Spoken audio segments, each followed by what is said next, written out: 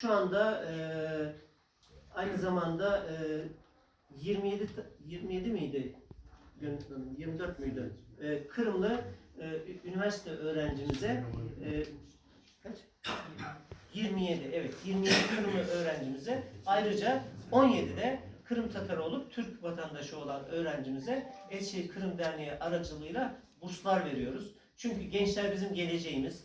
Onlara ne pahasına olursa olsun sahip çıkmak zorundayız. Bu arada çok güzel bir şey şu açıdan, Kırım'dan Türkiye'ye okumaya gelen, işte YT Yurtdışı Türkler Başkanlığı'nın bursunu alan ya da almayan çocuklarımızın içinde şu anda yüksek lisans doktora yapan gençlerimiz var.